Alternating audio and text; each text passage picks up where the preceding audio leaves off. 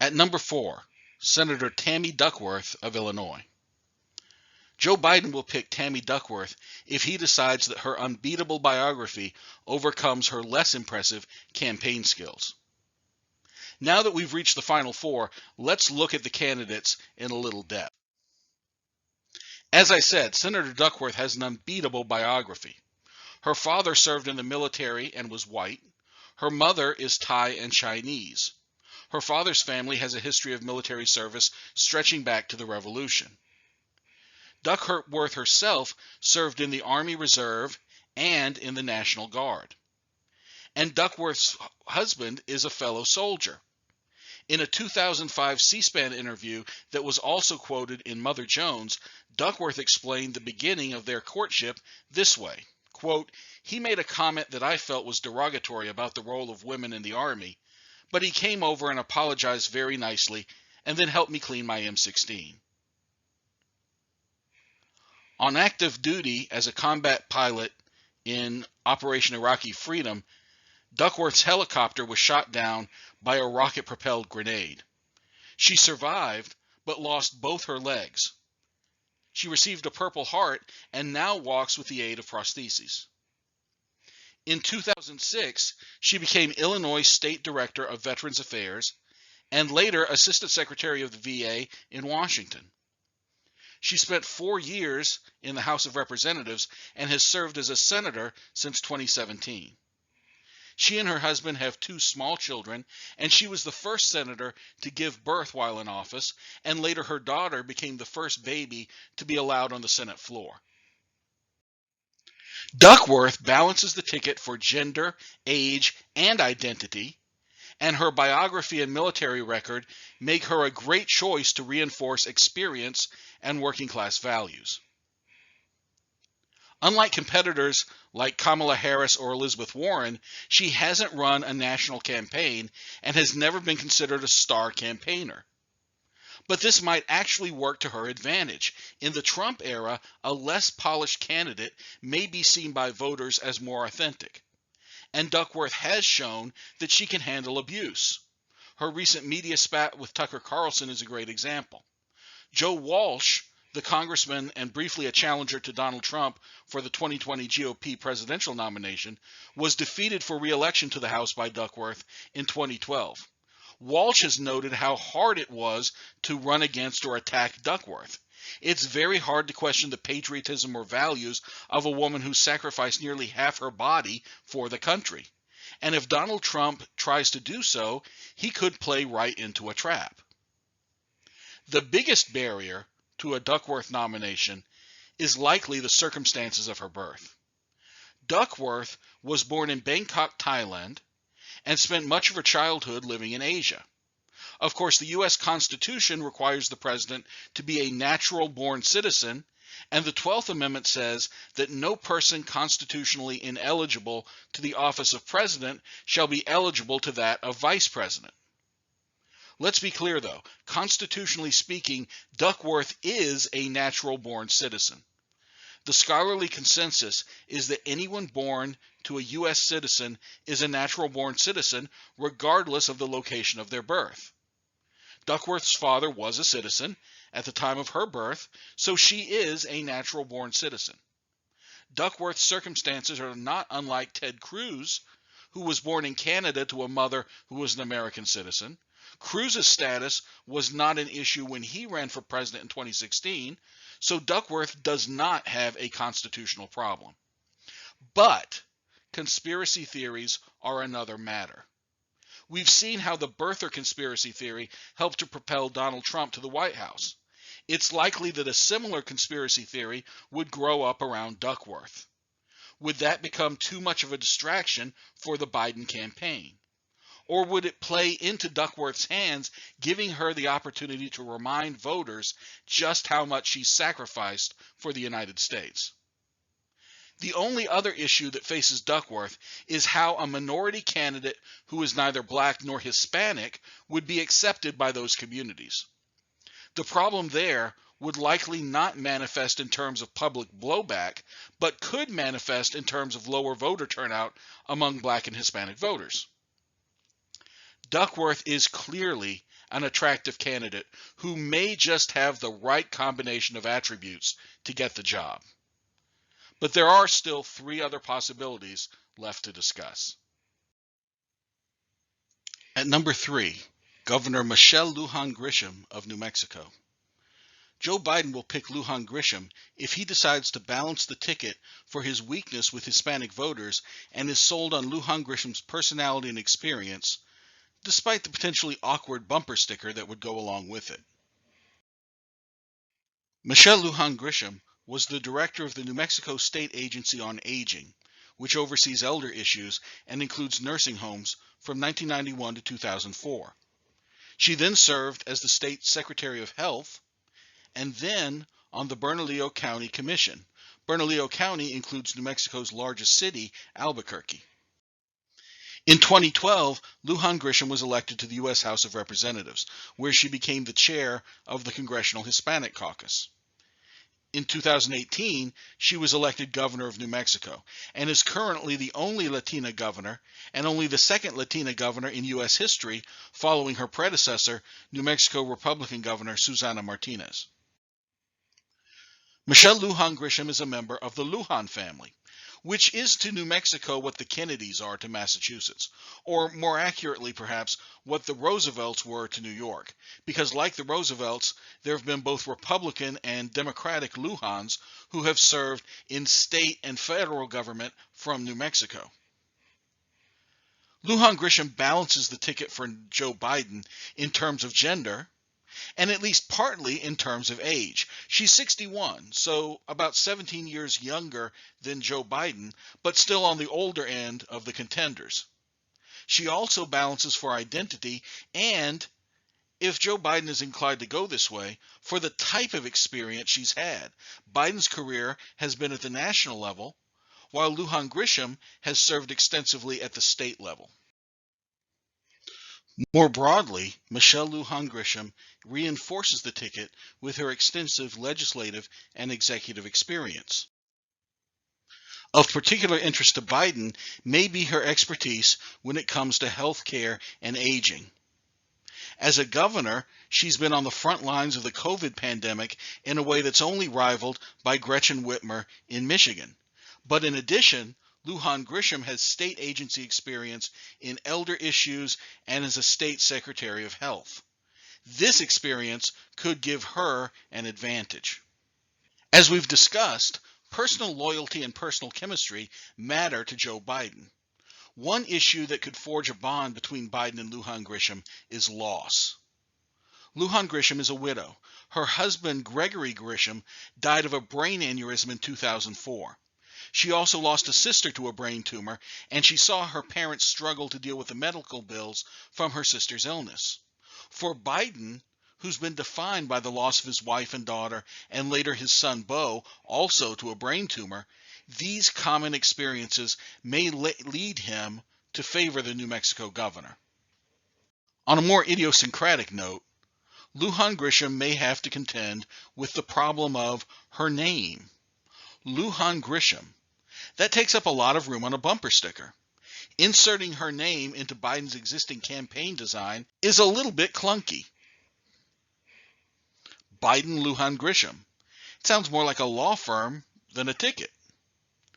But one other matter of note, Governor Lujan Grisham is reportedly engaged to an Albuquerque businessman named Manny Cordova. At number 2, Congresswoman Cheri Bustos of Illinois. Joe Biden will pick Bustos if he decides to double down on experience and working-class credentials and sees in Bustos the ability to deal Trumpism a knockout blow. Cheri Bustos got her start as a reporter and later editor for the Quad City Times newspaper in northwestern Illinois, and later was a communications executive for a hospital system.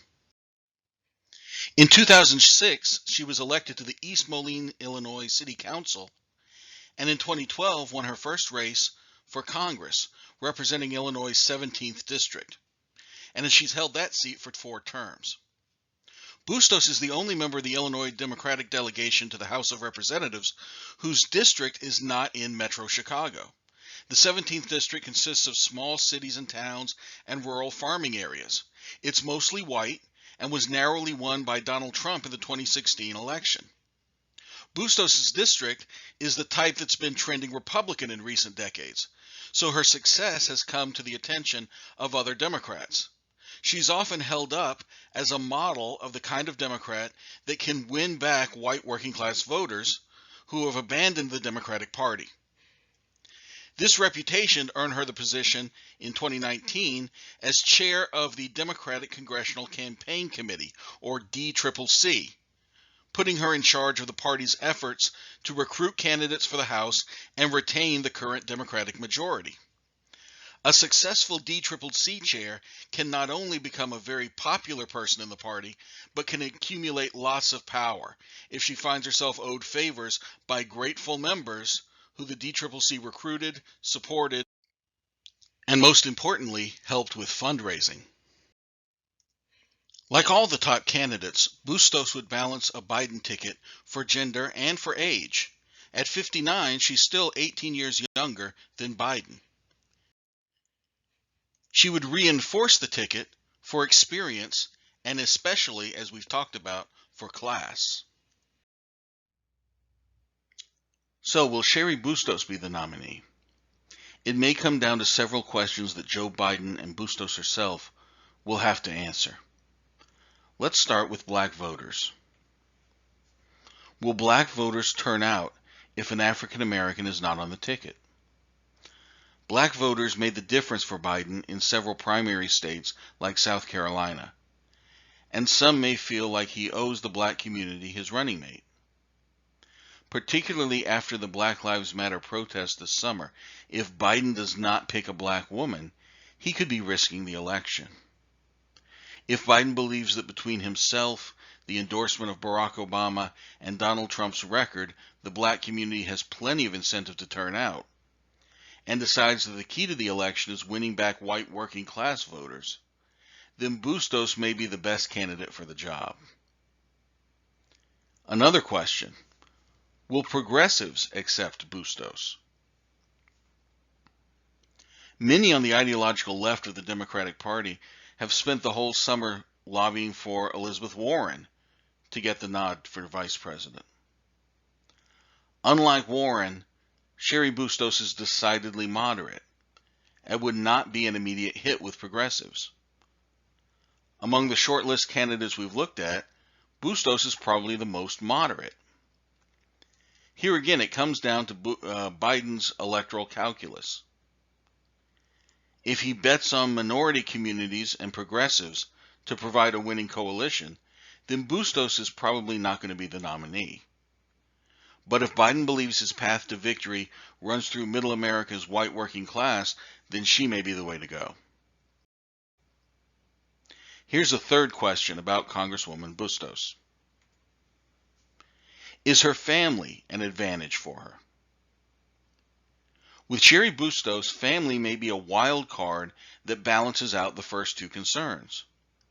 Bustos herself is of Irish descent. Her maiden name was Callahan. Her father was an aide to Illinois politicians like Paul Simon and Alan Dixon. Her husband, Jerry Bustos, is of Mexican descent, and the couple have 3 adult sons, and one of her daughters-in-law is black.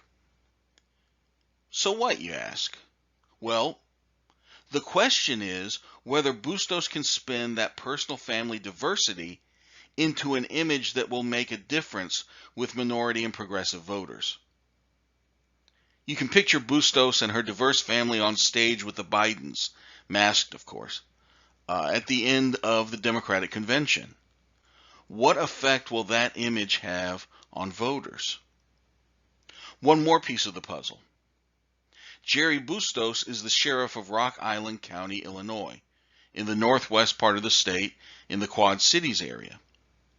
What impact will her husband's law enforcement background have on Biden's decision? You can bet that if Bustos is on Biden's list, his search committee is combing through every complaint ever made against the Rock Island County Sheriff's Office since Bustos became sheriff in 2014. But even if Cheri Bustos were offered the position, there's no guarantee she would accept. This brings us to our last big question about Cheri Bustos. Does she want to be Vice President or President Bustos someday? Or does she want to be Speaker Bustos?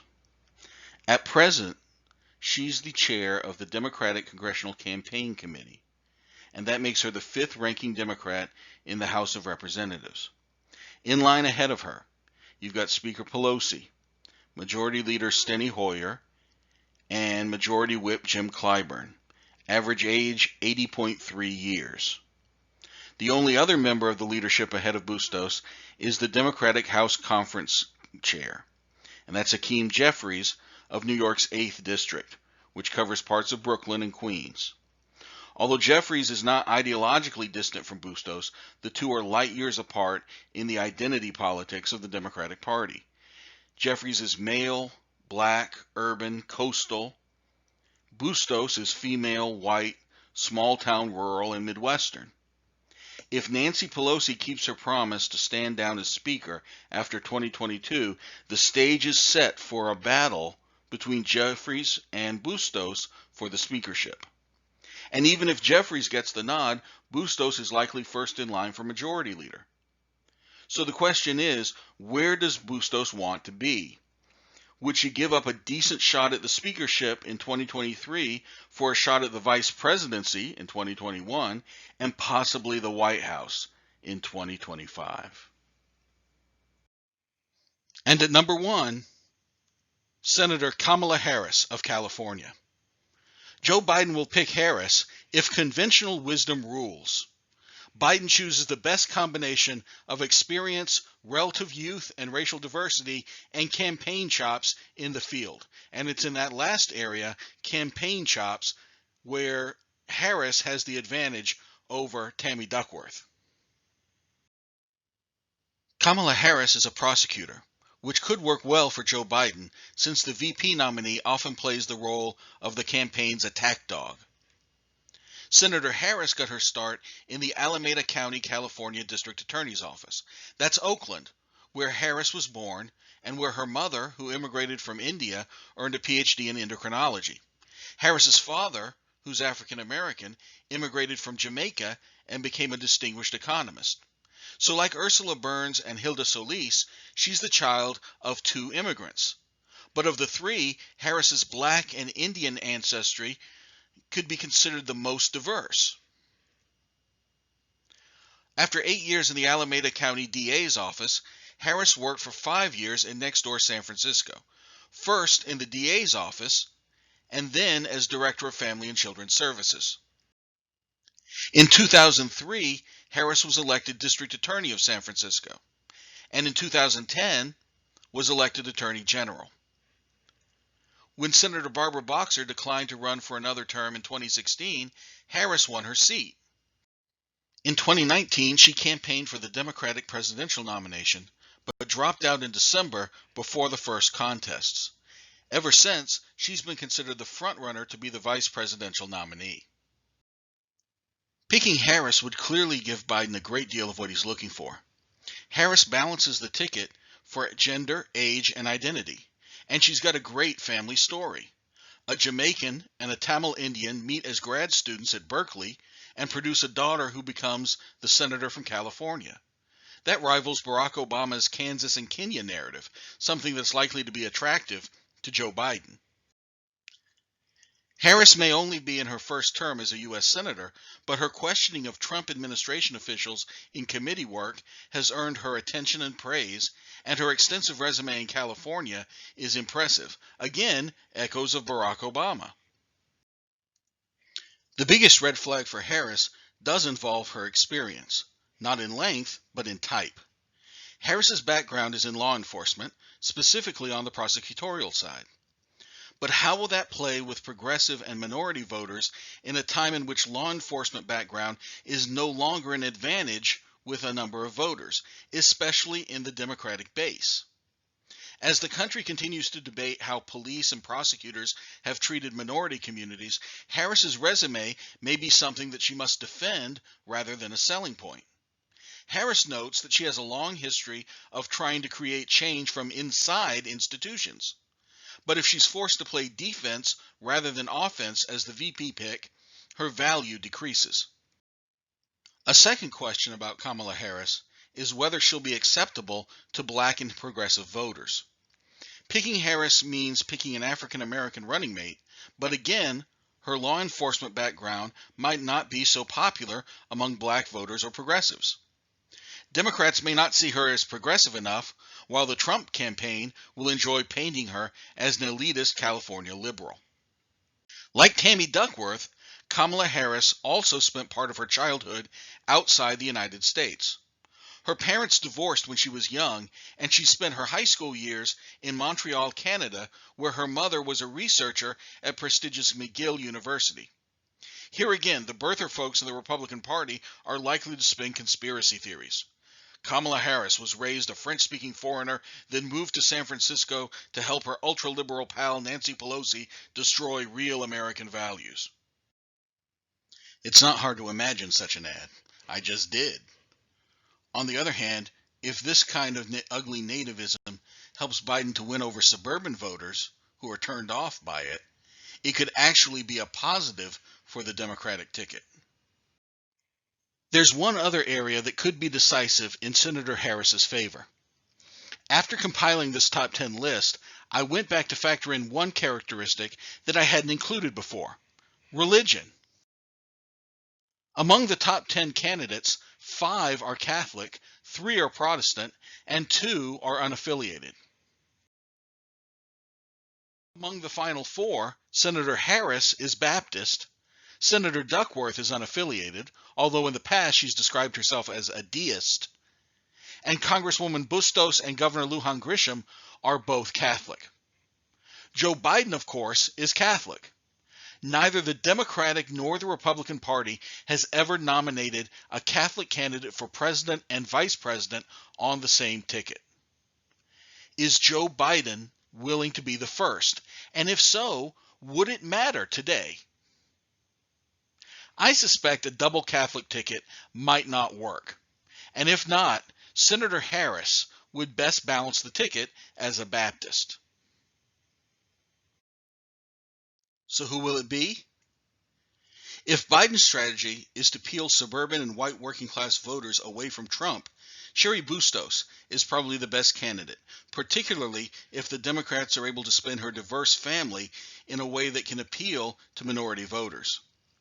If Biden decides to pursue the suburban strategy but decides that Bustos, a white Catholic like himself, simply does not offer enough diversity to the ticket, Tammy Duckworth may be the answer. If Biden's strategy is to balance the ticket for the weakness with Hispanic voters that he demonstrated during the Democratic primary contests, then Michelle Lujan Grisham offers the best option. But if Biden's internal polling is telling him that his current lead over President Trump is solid and that he can play it safe for the rest of the campaign, Kamala Harris may get the call. Of course, that's what Hillary Clinton tried to do by picking Tim Kaine in 2016, and it didn't work out as she hoped. There's another reason, perhaps the best reason, for Biden to pick Harris. And that is that Harris likely has Barack Obama in her corner. Obama has always been a fan of the California senator. Reportedly, when Attorney General Eric Holder decided to step down at the end of Obama's first term, the president's first choice to replace him was Harris. If Biden picked Kamala Harris, it would probably make Barack Obama happy. And as I said earlier, a happy Barack Obama is an enthusiastically campaigning Barack Obama. And nothing is likely to benefit Biden more than enthusiastic campaigning by the former president. Ironically, Harris might be a more popular pick among moderate and progressive whites than among black voters. It's also ironic, and perhaps a reflection on the progress the United States has made, that a woman of black and Indian ancestry represents the conventional safe choice for vice president. According to news reports and statements by the former vice president himself, we probably won't have to wait very long to see who gets the job. Biden has said he would like to make an announcement around the 1st of August. Good news. What? My co-host is back. Oh boy. That's you. I know. So here's what you've missed. Let me sum it all up for you. Okay. I think it's going to be one of those 4 women there. Kamala Harris, Cheri Bustos, Michelle Lujan Grisham, or Tammy Duckworth. I think one of them will be the running mate. What do you think? What about Mommy? Who's Mommy? Her. Oh, that other... You mean Mikie Sherrill? Yeah. So, You really like her, don't you? well, I like Mommy. And she reminds you of your mommy. Yeah. Wow. So if she gets the... You know what's going to happen? Yeah. If she actually gets the nomination, first of all, it's a long shot. She's probably not going to be the one. Yeah. But if she did, you'd probably be the only person predicting that. Oh. And then the whole country would want to find you because you would be the one person who got it right. No, I don't want to be famous. You don't want to be famous. I don't want to. Well, stick with me, kid. You won't have to be. I guess I'm done. What do you think? Wait, what? I'm done. Done with what? Done with this whole video. Oh. Okay, it's good. So do I have to pay you for your work? Yes, of course. I have to pay you? Yes. If you enjoyed Veepstakes, please tell your friends, and keep an eye out for the next video from Outsider Information. We'll be looking at the mechanics of the Electoral College and just how mismatched the popular and electoral votes can be in U.S. presidential elections. In 2016, Hillary Clinton won 3 million more popular votes than Donald Trump, but lost the election. Imagine a candidate winning the popular vote by 5, 10, even 15 million votes and still losing. It could happen, and it could happen this year. Watch Election 2020, What's the Worst That Could Happen? Coming soon.